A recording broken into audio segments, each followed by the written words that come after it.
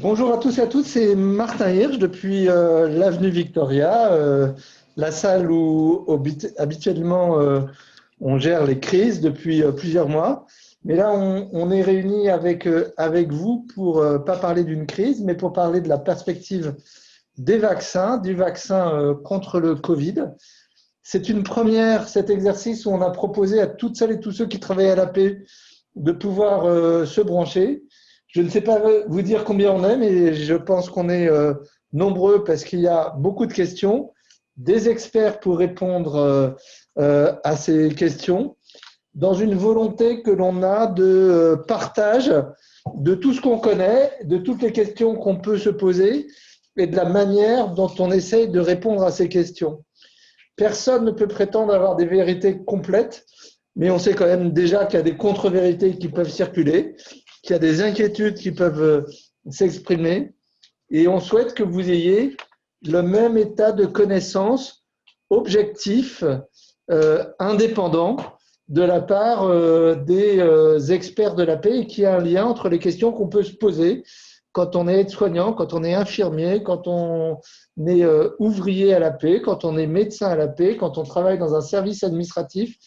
Quel que soit l'endroit où on travaille, on peut se poser des questions, on a le droit à des réponses et on peut participer à aider à l'institution à apporter des réponses claires à ce sujet qui est absolument majeur. On vit depuis 10 mois avec les difficultés du Covid. Il y a une période où arrivent de nouveaux outils, de nouveaux instruments et ce qu'on cherche, c'est à pouvoir les utiliser au mieux de l'intérêt de nos patients et de l'intérêt de ceux qui travaillent à la paix.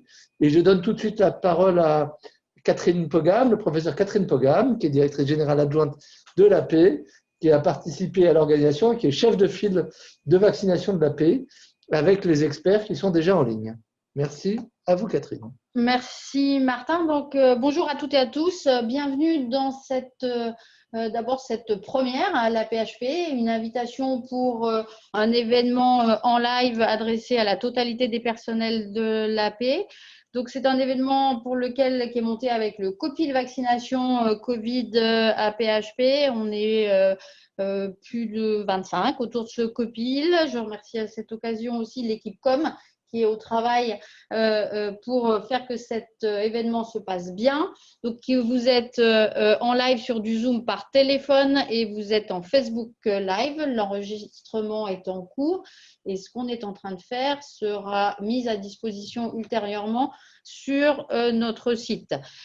On va vous présenter donc à plusieurs voix cette première présentation qui est sur la base de ce que l'on sait aujourd'hui. Il y en aura d'autres plus tard qui actualiseront ce que l'on sait.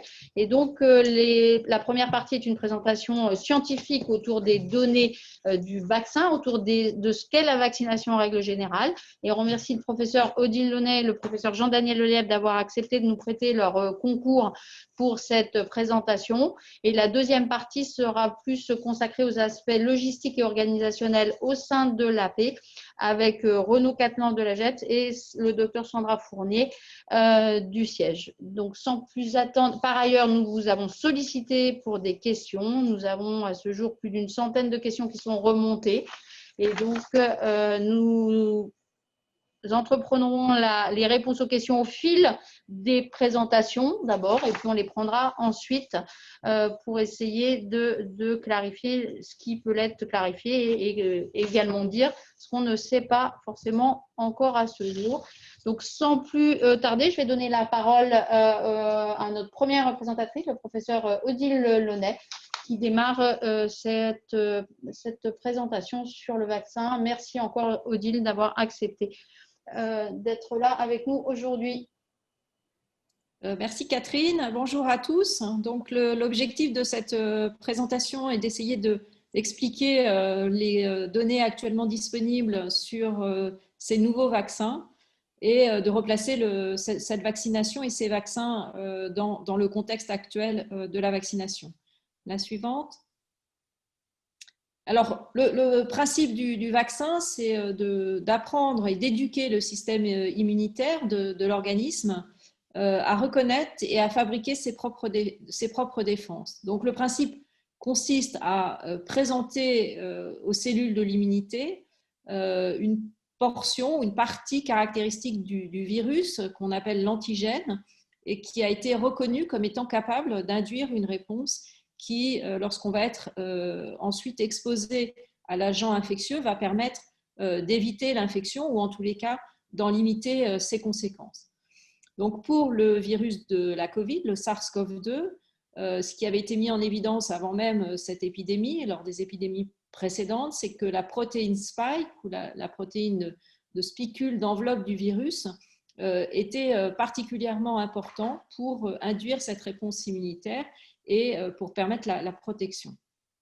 Alors, il y a différentes technologies vaccinales ou différentes méthodes pour présenter donc, cette protéine spike à l'organisme et à nos cellules immunitaires avec des technologies, donc des vaccins qui sont aujourd'hui plus anciens, dont la technologie a été utilisée depuis plus longtemps, et d'autres qui sont plus novatrices et dont on va parler.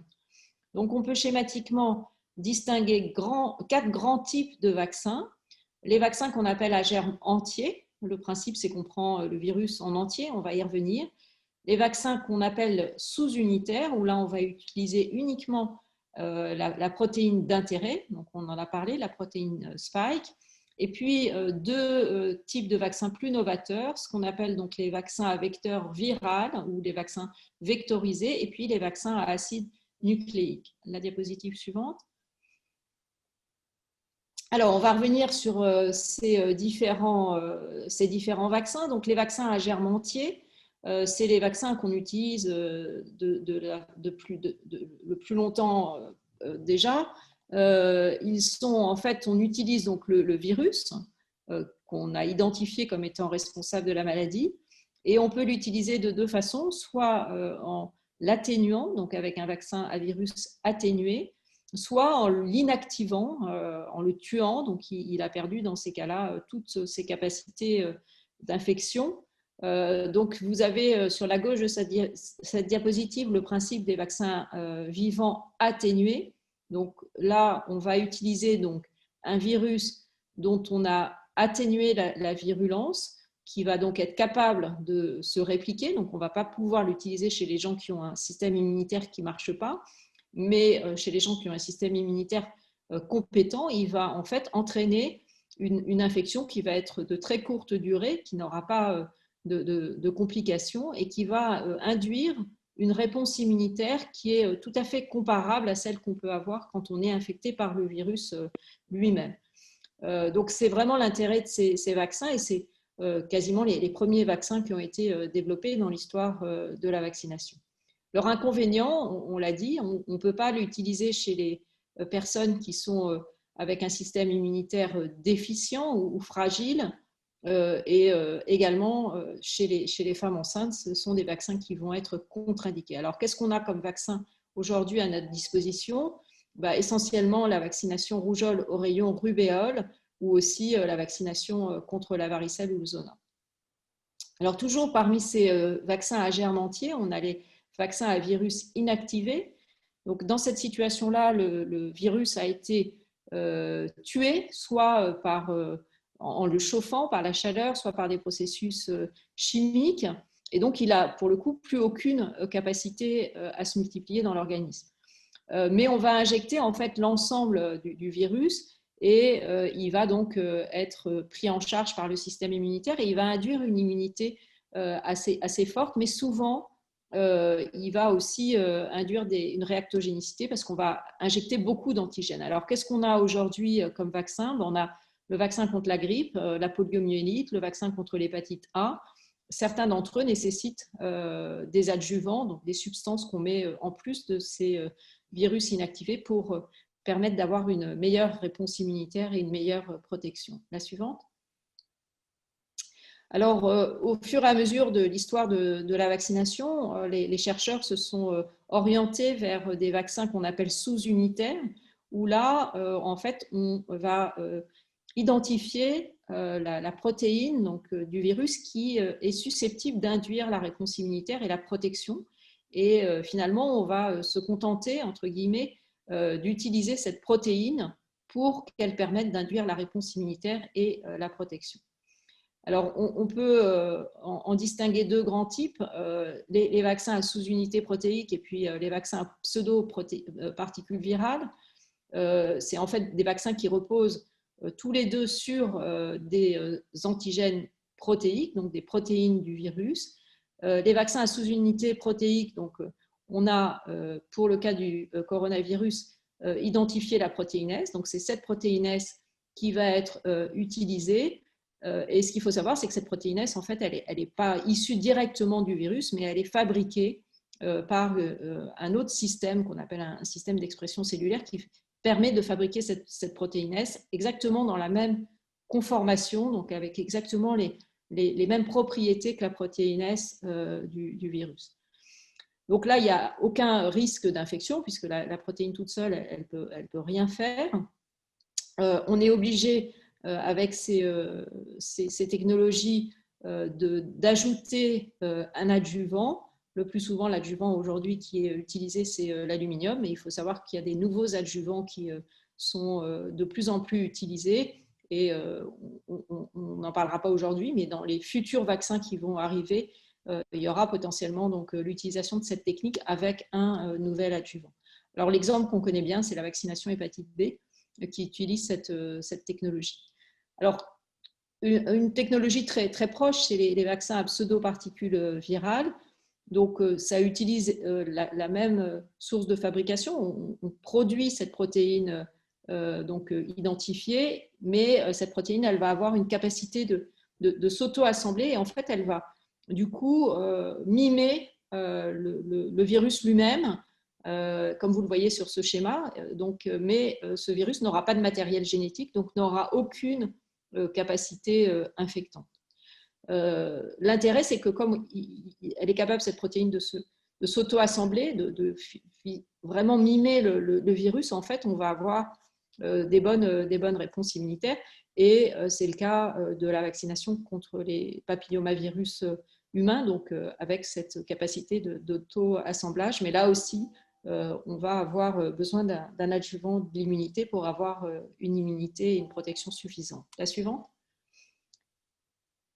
Alors, les technologies peut-être plus récentes, parmi ces technologies plus récentes, on a ces vaccins vectorisés. Donc, c'est des approches qui sont développées maintenant depuis une trentaine d'années, en particulier dans le cadre de l'infection par le VIH, de la recherche d'un vaccin contre le VIH. Qu'est-ce qu'on fait dans ces approches-là? En fait, on utilise un autre virus qui est inoffensif chez l'homme, et ce virus va servir de vecteur, en fait, et il va apporter au système immunitaire l'antigène du virus contre lequel on veut protéger. C'est un peu comme un cheval de Troie qui va délivrer dans le système immunitaire l'antigène qu'on a identifié pour apporter la protection. Alors, c'est un petit peu, après un tout petit peu plus compliqué, on a en fait deux types de vecteurs. On peut avoir des vecteurs qu'on appelle réplicatifs, donc qui gardent une capacité de se multiplier dans l'organisme. Et donc, comme tout à l'heure, ces vecteurs-là, ces vaccins-là, on ne pourra pas les utiliser chez les immunodéprimés. Et puis, on a des vecteurs qui sont non réplicatifs, où là, une fois qu'ils vont être administrés, ils n'auront pas la capacité d'aller infecter d'autres cellules. Et donc, cela ne pose pas de problème chez les immunodéprimés. Alors, ces vaccins vectorisés, ils sont plus récents que les précédents que je vous ai présentés, mais ils ont déjà donné lieu à des développements vaccinaux qui ont des autorisations d'utilisation, essentiellement dans le cadre de la vaccination Ebola, avec un premier vaccin qui avait été développé par les laboratoires Merck et qui a été utilisé en particulier, évalué en particulier en Guinée, et puis plus récemment dans l'épidémie d'Ebola en Afrique de l'Ouest. Et puis, Janssen aussi a développé un vaccin vectorisé contre Ebola, mais avec des vecteurs viraux qui sont non réplicatifs. Et le vaccin développé par Janssen, c'est un vaccin qui repose sur une combinaison de deux vaccins à vecteur viral non réplicatif. Donc, des vaccins qu'on connaît un peu mieux finalement, mais qui ne sont pas non plus développés depuis très longtemps et avec des résultats qui sont extrêmement intéressants. La suivante.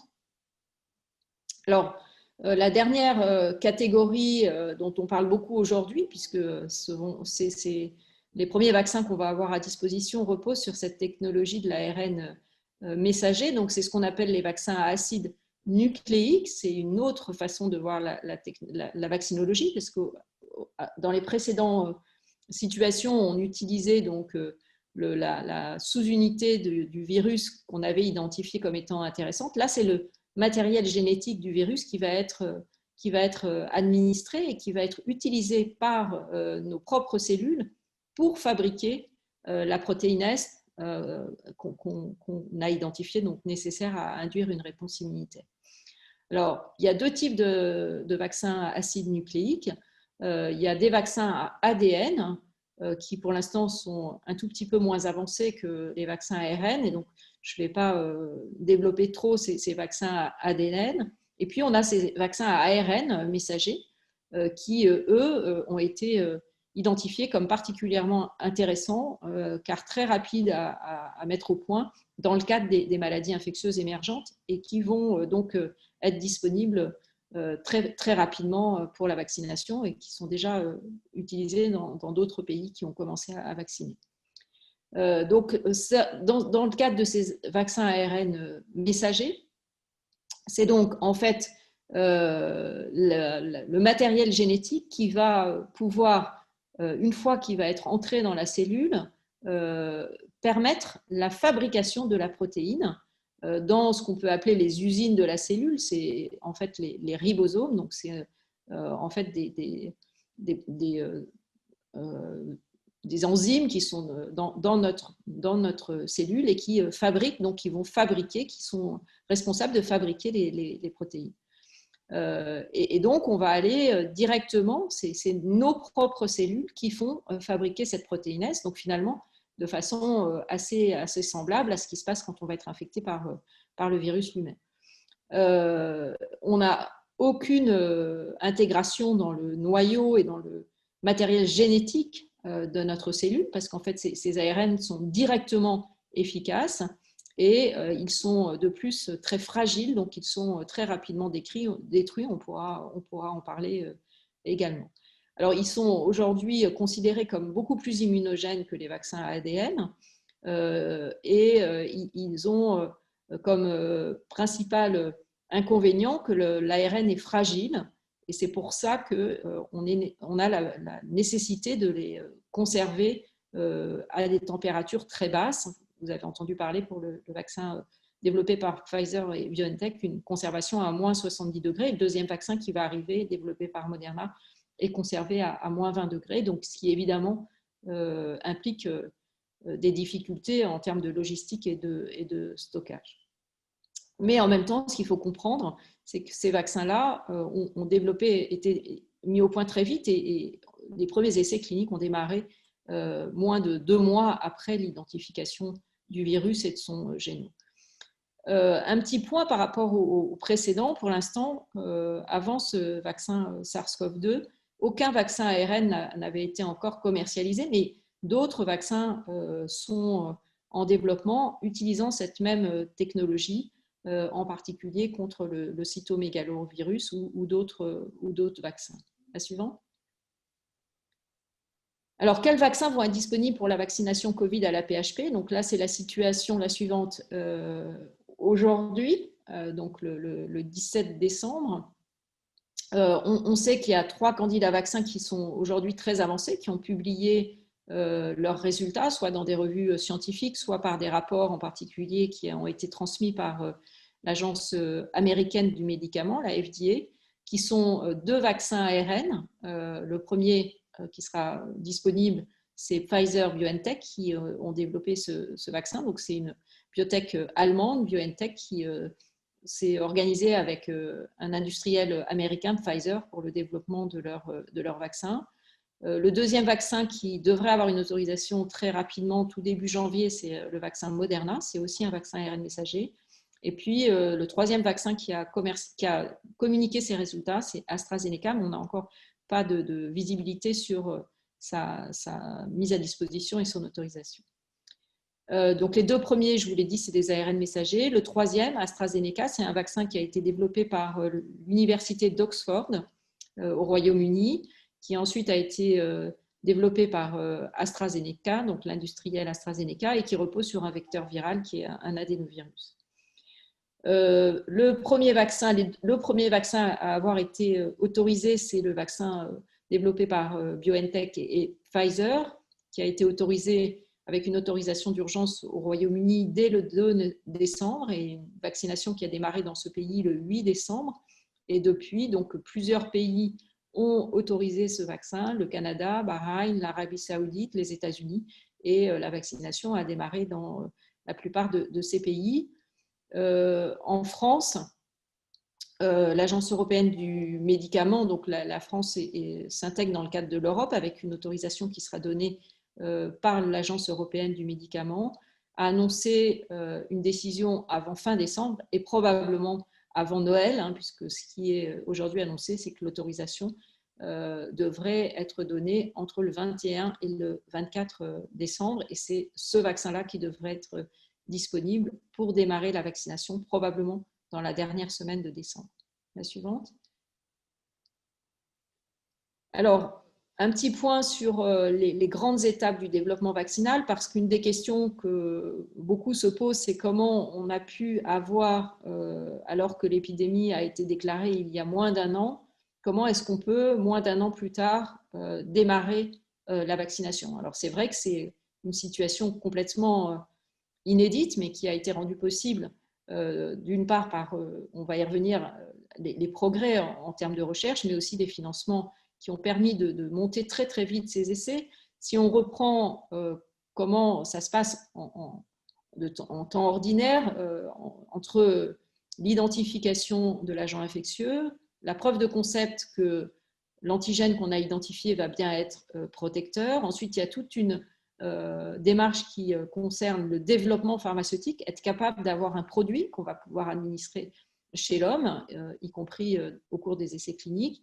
On va ensuite avoir un développement qu'on appelle préclinique, donc on va évaluer, avant de passer à l'homme, ce nouveau vaccin, ce candidat vaccin chez l'animal, avec des modèles qui doivent être les plus adaptés possibles pour évaluer l'intérêt de ce nouveau vaccin. Et ensuite, on va passer au développement chez l'homme, qu'on appelle le développement clinique, qui donc permet, si les résultats sont positifs, bien sûr, d'arriver à une autorisation de mise sur le marché.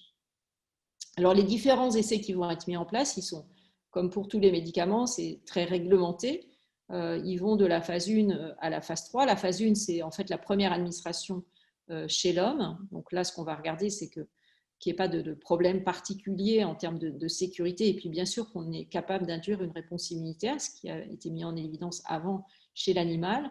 Ensuite, en phase 2, on va avoir des données plus fines sur la réponse immunitaire et on va pouvoir évaluer et rechercher quelle est la meilleure dose, le meilleur schéma pour passer à la phase 3.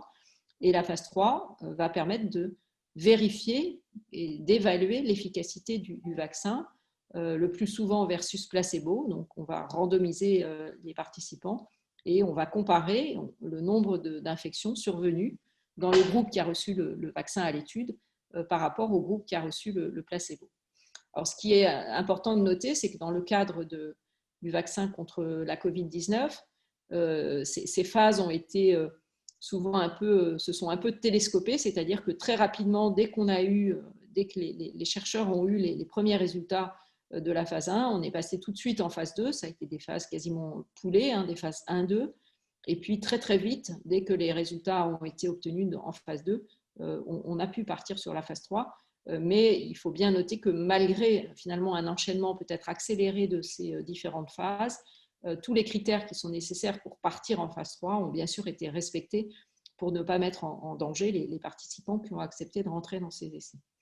Et puis un point qui est extrêmement important, c'est que en fait l'évaluation d'un nouveau vaccin ne s'arrête pas lorsqu'il a son autorisation, puisqu'on voit bien que même si dans les phases 3, on a plusieurs dizaines de milliers de participants, lorsqu'on va ensuite vacciner en population générale, eh bien on va vacciner cette fois-ci des centaines de millions de personnes. Et dans le cadre du Covid, on peut penser qu'il y aura vraiment une vaccination à très, très large échelle.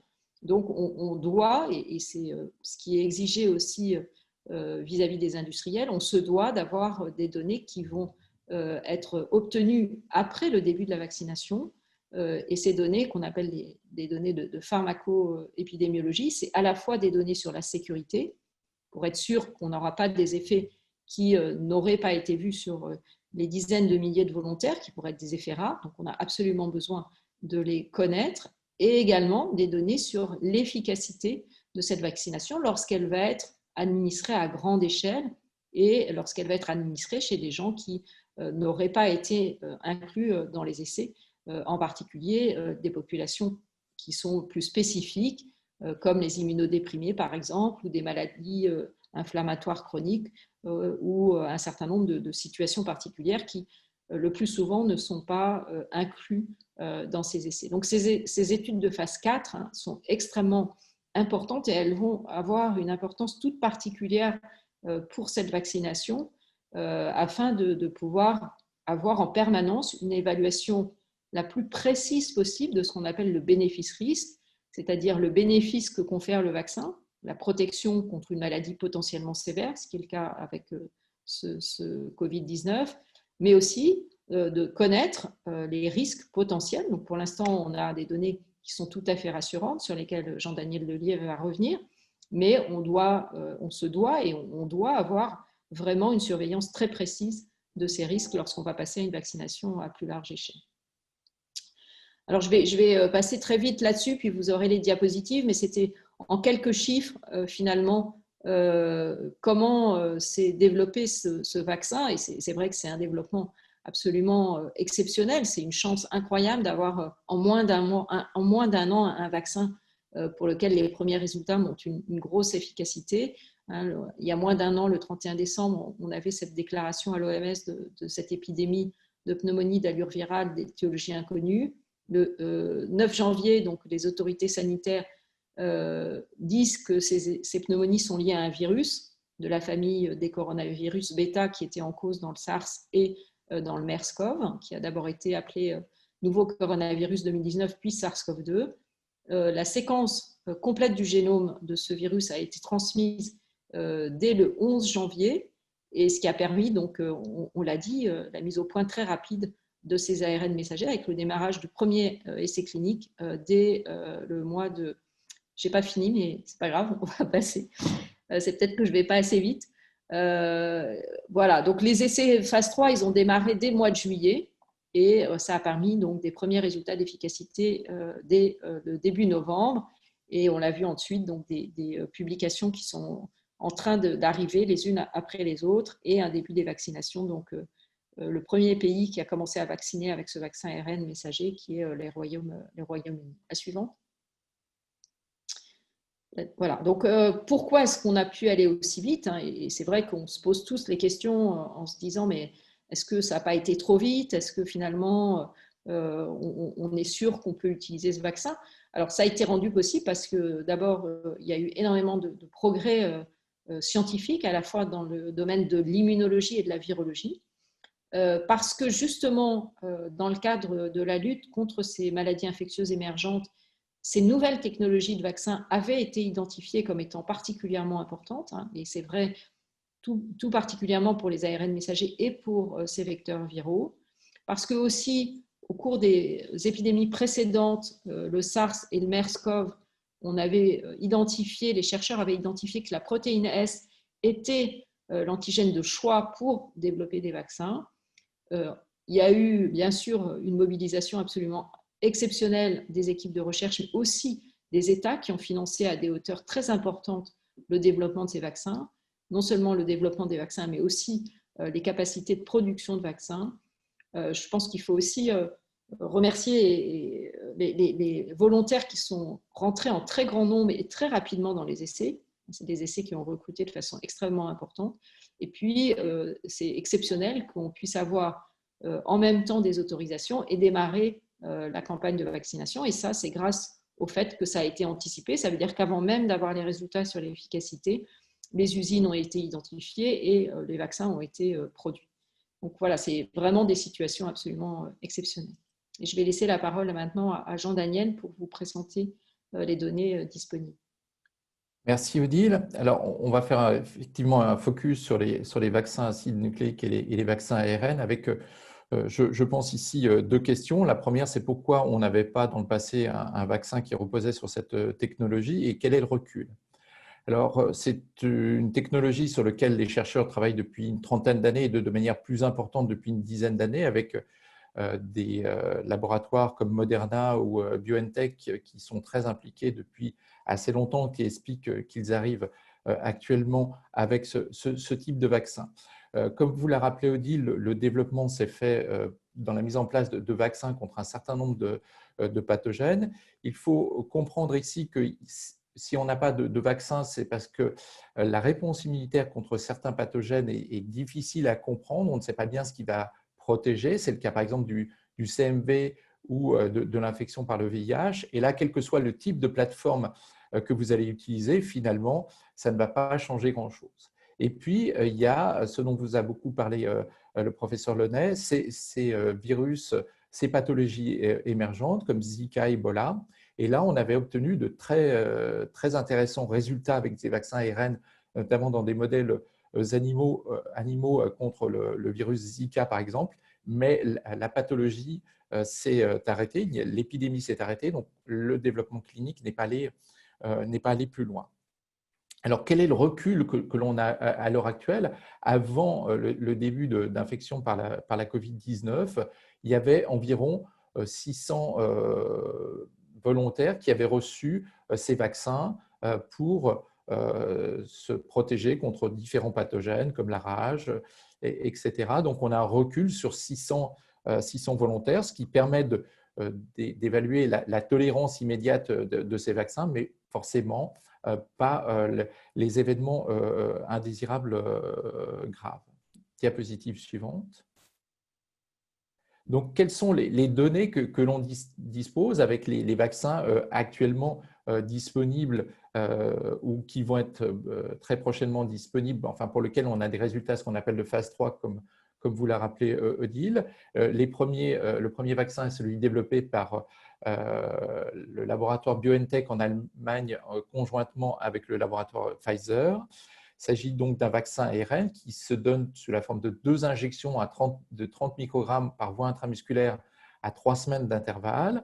L'essai clinique de phase 3 a débuté cet été, a inclus plus de 40 000 participants dans différents centres à travers le monde, avec des sujets âgés de 56 à 80 ans et des sujets également plus jeunes. On a eu 2 communiqués de presse qui semblaient dire que ces vaccins étaient efficaces avec une efficacité qui était supérieure à 90% et des vaccins qui devaient être très prochainement disponibles en France. Diapositive suivante. Alors, vous savez qu'il y a eu beaucoup de questionnements sur l'efficacité et beaucoup de documents qui sont parus avant d'avoir une publication dans une grande revue qui était le New England Journal of Medicine, qui, pour l'ensemble de la communauté scientifique, maintenant permet d'avoir des données sur lesquelles chacun peut réfléchir et discuter. Alors, les premières données concernent l'efficacité de ce vaccin. Ici, vous voyez sur ces courbes en bleu et en rouge l'incidence, c'est-à-dire la survenue de nouvelles infections par le SARS-CoV-2 chez les sujets qui avaient été vaccinés avec un placebo dans cet essai. Et vous voyez que l'augmentation est régulière et suit une diagonale, donc elle est constante. Avec le vaccin, donc c'est la courbe rouge, vous voyez que très rapidement, à peu près une douzaine de jours après la première injection par le vaccin, vous avez une protection contre la survenue de nouvelles infections. Alors, c'est important de comprendre que dans ces essais cliniques, quand on parle d'infection, on parle d'infection symptomatique, c'est-à-dire ce que l'on va détecter, ce n'est pas la présence du virus, mais c'est la présence du virus associé à des signes cliniques, donc des maladies symptomatiques. Ce qui était recherché étaient des signes cliniques assez peu important, c'est-à-dire dès que vous aviez le moins de signes cliniques, que ce soit mal à la tête, de la fièvre, que vous toussiez, on vous faisait les volontaires avaient une PCR, mais ça n'était pas fait systématiquement, donc on ne peut pas conclure sur les formes que l'on dit asymptomatiques, et donc ce qu'on appelle le portage, c'est important, le vaccin va protéger contre la maladie. Une des questions importantes, et qui était un des soucis éventuels avec ce virus dont la réponse immunitaire est un petit peu particulière, et la possibilité qu'avec ce type de virus, on puisse induire une réponse immunitaire, notamment des anticorps qui ne protègent pas, mais qui auraient tendance à aggraver la maladie. Et donc, au sein de l'ensemble des gens qui ont été infectés par ce virus, qui ont fait des formes symptomatiques, on a regardé les formes les plus sévères. Parce que si on avait eu ce type d'anticorps un petit peu particulier qu'on appelle facilitant, on aurait eu une aggravation des signes. Et là, les résultats sont tout à fait rassurants, puisque c'est ce que vous voyez en bas de cette diapositive. Dans le groupe vaccin, vous voyez qu'il y a 8 infections, 162 dans le groupe placebo, donc une protection très importante, supérieure à 90%. Mais il y a également une protection contre les formes sévères de la maladie, donc il n'y a pas ce risque attendu, attendu ou en tout cas craint d'aggravation de la maladie, et donc un profil très intéressant en termes d'efficacité de ce type de vaccin. Diapositive suivante. L'autre problématique est évidemment celle de la problématique des effets indésirables qui peuvent survenir après ces vaccins. Alors, ce qu'il faut comprendre, c'est que dans un essai de phase 3, vous allez avoir forcément des effets qui sont liés directement au vaccin, et on va le voir, c'est ce qu'on appelle la réactogénicité des vaccins. Est-ce que ça fait mal? Est-ce que ça induit de la fièvre? Et puis, vous allez avoir tout un tas d'événements cliniques qui sont les événements cliniques, malheureusement, de la vie quotidienne que chacun de nous pouvons expérimenter tous les jours. Aujourd'hui, on va bien. Demain, je peux avoir une crise de colite néphrétique, une appendicite, etc. Et donc, quand vous avez inclus dans des essais cliniques des grands nombres de gens, ces événements indésirables surviennent, y compris chez les gens qui ont reçu un placebo. Alors, tout d'abord, sur la partie, ce qu'on appelle réactogénicité. Réactogénicité, c'est ce que vous attendez, malheureusement, je dirais, mais qui est une preuve aussi de l'efficacité des vaccins juste après un vaccin. Ça peut faire mal, ça peut donner un petit peu de fièvre, ça peut donner un petit peu mal à la tête, ça peut donner des douleurs musculaires.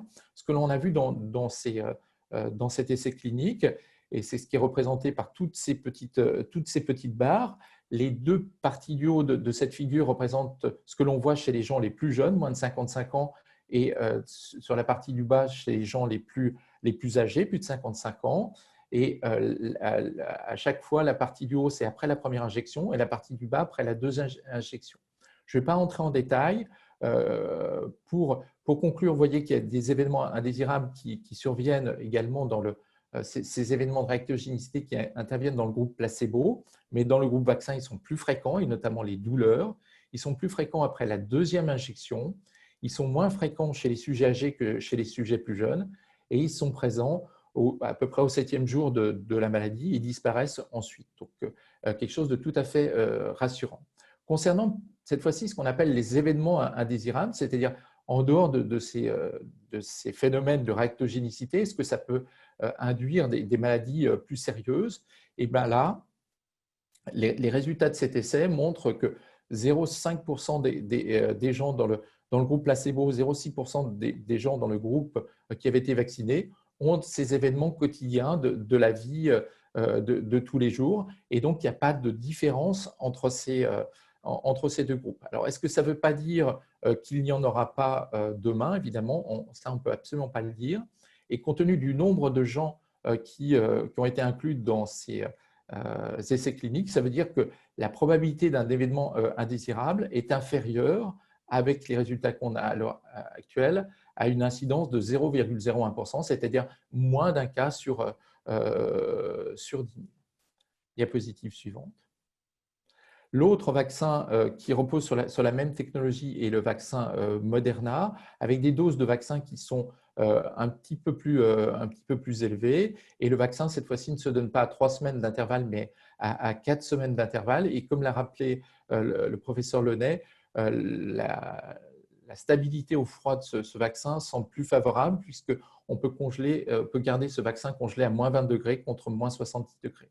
On ne va pas entrer dans les détails de l'ensemble des résultats qui, pour l'instant, ne sont disponibles que sous la forme d'un communiqué de presse ou d'un document disponible via la FDA, donc l'administration américaine. Mais globalement, en regardant ces résultats, on a un profil d'efficacité et un profil de tolérance de ce candidat vaccin qui est superposable au précédent.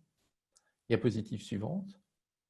Donc, pour conclure sur les candidats vaccins qui vont arriver très prochainement, qui devraient avoir une AMM, une efficacité globale qui est très bonne, qui est supérieure à, semble-t-il, 90%, voire 95%, un profil de tolérance en dehors de cette réactogénicité à 7 jours qui a l'air très, très favorable, mais la nécessité, évidemment, de conduire les études, comme l'a rappelé le professeur Lenay, avec ce qu'on appelle des études de phase 4, pour s'assurer que la tolérance va être bonne, qu'on va vacciner plus de gens. Et il faut savoir, évidemment, que tous les gens qui ont été rentrés dans les essais cliniques continuent à être surveillés et que s'il y avait la moindre alerte, les laboratoires se sont attachés et ont convenu avec les différentes agences réglementaires de donner des rapports très réguliers, plusieurs fois par mois, s'il y avait le moindre signe d'alerte avec l'utilisation de ces vaccins. Alors ensuite, quelles sont les populations qui vont être concernées par la vaccination Covid-19 ? Diapositive suivante. Ceci a fait l'objet d'un travail de la part de la Haute Autorité de Santé, la Commission technique des vaccinations, la Haute Autorité de Santé depuis le mois de mai. Et la Haute Autorité de Santé a publié ses recommandations le 30 novembre dernier. Et la vaccination va se faire sous la forme de priorisation de l'accès au vaccin en 5 phases. Alors, comment on est arrivé à cette priorisation? On a considéré qu'il fallait vacciner en priorité les gens qui étaient qui risquaient de faire des formes sévères d'infection par la Covid-19. Et le critère le plus important, malheureusement, pour faire une forme sévère, c'est le critère d'âge. Ensuite, comme beaucoup d'autorités dans différents pays, on a pris les endroits où l'incidence de la maladie avait été la plus importante. Et vous le savez tous, ça a été dans les structures de soins de longue durée gériatriques, dans les EHPAD. Et c'est donc dans ces structures-là que le vaccin la vaccination va être effectuée en priorité. Il a paru indépendant aux responsables, aux experts de l'HAS, mais également dans d'autres pays, de proposer également aux professionnels exerçant dans ces établissements ayant des facteurs de risque de développer des formes sévères, d'être aussi priorisés pour être vaccinés. Pourquoi? Parce qu'ils sont au contact de sujets qui sont très souvent infectés. On a vu dans ces EHPAD une incidence très importante, donc ils sont très à risque de contracter la maladie et pour les gens qui ont des facteurs de risque de faire des formes sévères. Alors, ce sont les données générales. Évidemment, il reste à l'heure actuelle un certain nombre de questionnements sur des populations un petit peu particulières. Alors, des populations particulières qui ne sont pas concernées directement par cette phase 1, qui vont être par exemple les femmes enceintes. Probablement, on ne va pas recommander les femmes enceintes par manque de données. Ça va être les sujets les plus jeunes, par exemple, ou différentes catégories de population, gens qui ont des maladies auto-immunes, etc., où on ne pourra pas répondre. Par contre, l'HAS va se prononcer la semaine prochaine sur la pertinence de vacciner des gens qui auraient eu la Covid-19. Ce que je peux vous dire à l'heure actuelle, c'est qu'en termes de tolérance, en termes de sécurité, les données qui sont disponibles montrent qu'il n'y a aucun problème pour vacciner les gens qui auraient eu un antécédent de Covid-19. La question de savoir est-ce que c'est pertinent, la réponse va être apportée la semaine prochaine et vous savez sans doute qu'il y a des interrogations à l'heure actuelle sur la pertinence de la réponse et de la protection immunitaire après une infection. Donc, possiblement, il est des cas où il sera pertinent de vacciner, y compris si vous avez eu un antécédent de Covid-19. Diapositive suivante. Donc, juste un focus très rapidement sur les premières phases définies par la HAS. La première phase qui va être la phase 1, qui est celle qui va nous accaparer là, dans les semaines et je dirais dans les mois à venir, c'est donc la vaccination chez les résidents d'établissements accueillant des personnes âgées et les professionnels à risque. Et je pense qu'on va vraiment se cibler sur cette phase 1, puisqu'à l'heure actuelle, les perspectives en termes de doses vaccinales que la France pourrait recevoir va permettre de finaliser cette phase 1. Nous aurons ensuite des phases qui vont progressivement s'ouvrir aux populations âgés vivant en dehors de ces structures, et puis des populations plus jeunes ayant des facteurs de risque, avec chaque fois des phases qui vont cibler des populations de plus en plus jeunes. Mais je pense que nous aurons l'occasion de rediscuter et de représenter ces phases au moment où les vaccins seront disponibles, ce qui va demander quelques temps et sans doute plusieurs mois. Pour en savoir plus, ces recommandations sont disponibles sur le site de l'HAS. Diapositive suivante. Et je laisse la place à mes collègues pour savoir comment s'organise la logistique à la PHP pour l'arrivée de ce vaccin. Merci beaucoup Jean-Daniel et Odile. Donc on passe la parole à Renaud Catlan, directeur de l'AJAPS, qui va vous faire un point sur ces aspects de logistique autour de l'arrivée du vaccin. Bonjour à tous. Donc comme vous l'avez compris, le premier vaccin disponible sera celui de Pfizer. Il emporte un certain nombre de contraintes qui vont ensuite devoir être intégrées dans nos organisations. En termes de contraintes, tout d'abord, pour ce qui est de la conservation, c'est un produit qui se conserve à moins 80 degrés pendant 6 mois. Une fois décongelé, il peut être conservé pendant 5 jours à température froid positif, entre plus 2 et plus 8 degrés, ce qui va conditionner notre flux logistique. Il y a des contraintes également en termes de conditionnement, puisqu'il s'agit d'un produit en flacon de 2 millilitres qui devra être reconstitué et pour régénérer en fait 5 doses par flacon. Donc une étape de reconstitution. Et puis enfin, en termes d'administration, comme il a été dit précédemment, il y a 2 injections à 21 jours d'intervalle avec une tolérance de plus ou moins 2 jours, ce qui aura des conséquences sur les plannings de vaccination.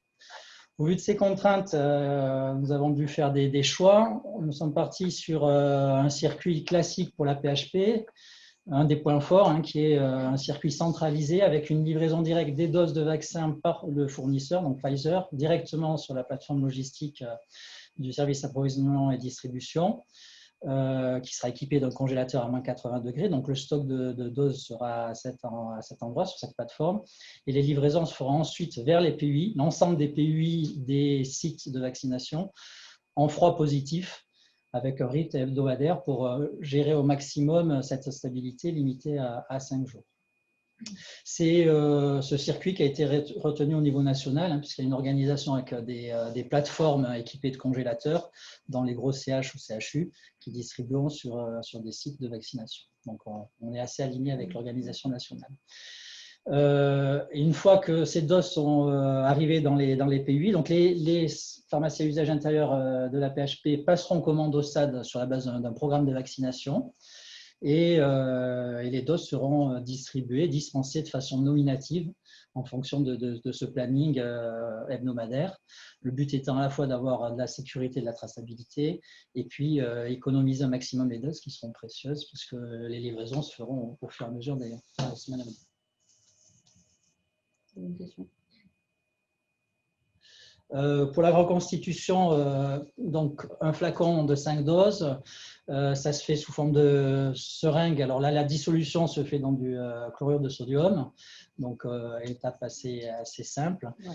Et donc chaque flacon générera 5 seringues préparées d'un seul coup, puisque la stabilité, une fois que le flacon est reconstitué, est de 5 à 6 heures. Next. Sandra, bonjour à toutes et tous. Donc, un petit mot sur l'organisation de la campagne de la vaccination dans les semaines qui viennent dans les hôpitaux de la PHP. Diapositive suivante. Déjà, nous pouvons nous appuyer sur un cadre national qui est défini sur certains points déjà et puis qui évolue au fur et à mesure de la connaissance des vaccins et de leur arrivée. Une consultation médicale est prévue avant la première vaccination pour évaluer les indications, vérifier que la personne relève bien donc de la vaccination, qu'elle n'a pas de contre-indication à cette vaccination, et puis pouvoir répondre aux questions que la personne en question, que ce soit un patient ou un personnel, pourrait se poser sur le vaccin. Ensuite, il y a sur le plan national un système de traçabilité sur le plan informatique qui est prévu, qui est en cours d'élaboration, mais on sait que chaque vaccination sera tracée en lien probablement avec le numéro de sécurité sociale de l'agent, de façon à ce que on puisse suivre notamment les éventuels événements indésirables qui pourraient être liés à la vaccination. Il y a donc tout un aspect de suivi de ce qu'on appelle la pharmacovigilance qui est prévu pour toutes les personnes qui se feront vacciner, y compris donc en dehors des essais thérapeutiques. Et puis, on est dans l'attente de la part du ministère de la Santé de différents documents d'information, que ce soit vis-à-vis des patients, de leurs proches, puisqu'on a vu que les premiers vaccinés seraient les patients en long séjour, mais aussi des professionnels. Et ces documents devraient suivre de façon assez rapide l'obtention de l'autorisation de mise sur le marché. Ils dépendent de ce qu'on appelle le résumé des caractéristiques du produit, qui est défini pour chaque produit médical qui est commercialisé. Et c'est là-dessus qu'on peut s'appuyer pour définir les contre-indications et l'information de tous. Alors, à la PHP, on s'appuie sur un groupe de travail qui est un COPIL vaccination qui réunit des gens de la direction, mais aussi beaucoup de personnes des hôpitaux pour nous aider à organiser au mieux cette vaccination dans les semaines qui viennent. Il y a en ce sens un référent vaccination qui a été désigné dans chaque site et dont l'objectif sera de coordonner les différents acteurs qui seront impliqués dans la mise en œuvre de cette vaccination, que ce soit bien sûr les pharmacies, les services de santé au travail, les infectiologues, les centres de vaccination probablement dans un deuxième temps.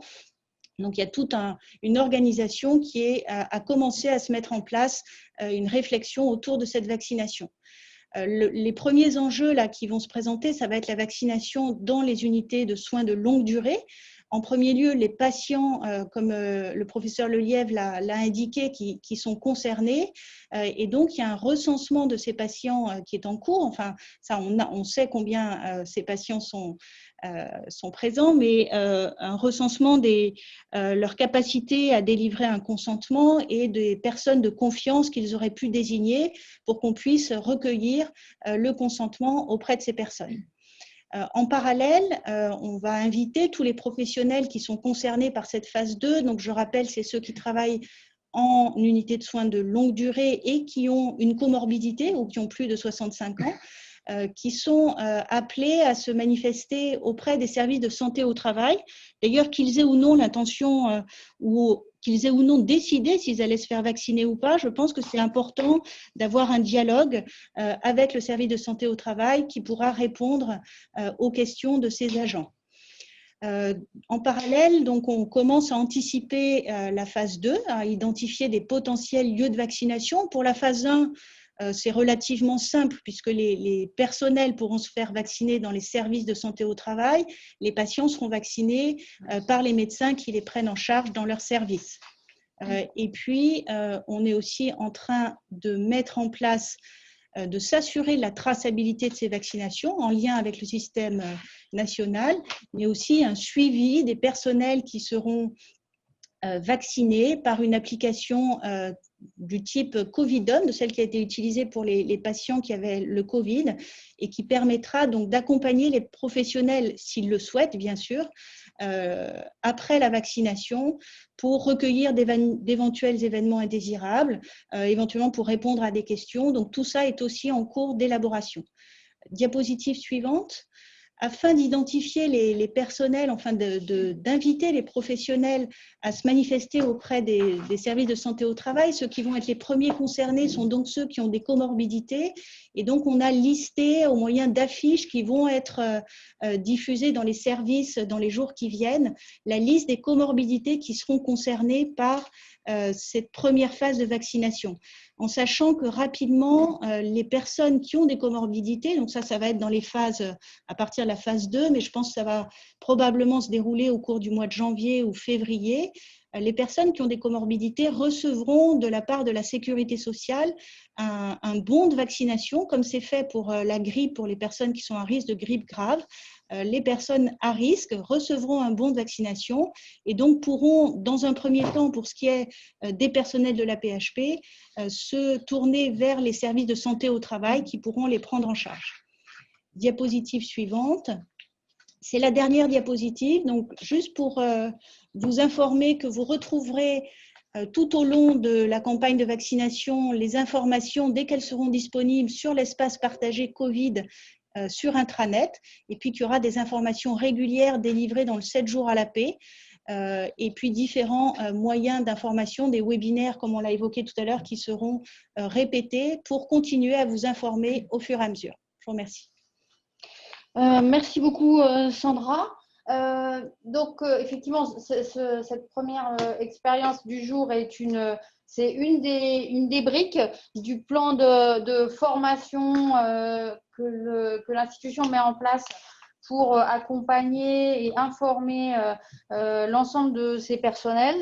Elle s'intègre dans plusieurs points qui ont été évoqués. La possibilité d'un télésuivi, bien sûr, ça a été dit par les services de santé au travail, l'évaluation médicale personnalisée en amont de la vaccination. Comme l'a dit Sandra, c'est vraiment l'occasion pour les gens qui ne savent pas, qui veulent poser des questions, qui hésitent ou qui n'hésitent pas d'aller rencontrer et de poser leurs questions.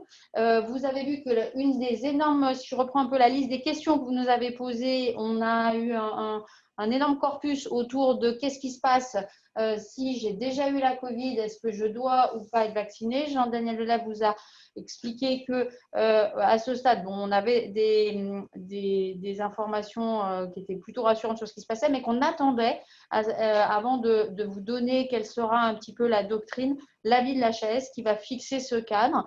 Et donc, pour l'instant, on ne peut pas encore vous répondre de façon extrêmement précise sur ce point. Et donc, par ailleurs, sur les autres points qui ont été évoqués, je reprends un peu la liste des questions. Beaucoup de choses, je crois, ont été reprises dans le diaporama. Il faut savoir qu'on est en train d'élaborer, avec toutes vos questions, une foire aux questions qui nous permettra aussi, vous pourrez retrouver des réponses aux questions notamment nombreuses que vous aurez posées. Voilà, ça fait un petit peu moins d'une heure qu'on est là pour ce premier webinaire. Je voulais vraiment remercier la totalité des participants à cet événement. Je voulais remercier le COPIL vaccination Covid et le groupe communication qui est à la manœuvre pour beaucoup de ces points. On reste à votre disposition. Vous pouvez poser des questions, vous pouvez nous interpeller. Vous avez vos référents vaccination sur site qui sont aussi des points d'entrée pour les questions que vous vous posez. Vous avez les services de santé au travail qui sont là, qui sont présents aussi pour répondre. Donc, n'hésitez pas. Et puis, un petit mot de conclusion de Martin Hirsch, peut-être? Oui, pour cette première séance, il y a eu plutôt la part large aux exposés parce que ça permettait de poser les choses et que c'est difficile. Si on n'en dit que la moitié, on a l'impression qu'on a des choses qu'on ne peut pas mettre sur la table. Donc, ça vous a donné un panorama complet. Les autres séances se feront avec davantage d'interactivité en partant cette fois des questions qu'on aura recueillies. Donc, continuez à le faire. On les recueille, on ne perd aucune des questions. Et ce qu'on organisera sur place est aussi peut-être plus commode pour certains d'entre vous pour avoir accès directement à celles et ceux qui peuvent vous répondre. Merci beaucoup. Merci à toutes celles et tous ceux qui vont travailler pendant cette période, qui vont travailler à la fin de l'année pour que les choses soient en place dans les délais prévus les plus rapides possibles, qu'on ne perde pas de temps. Merci à tous. Très bonne journée.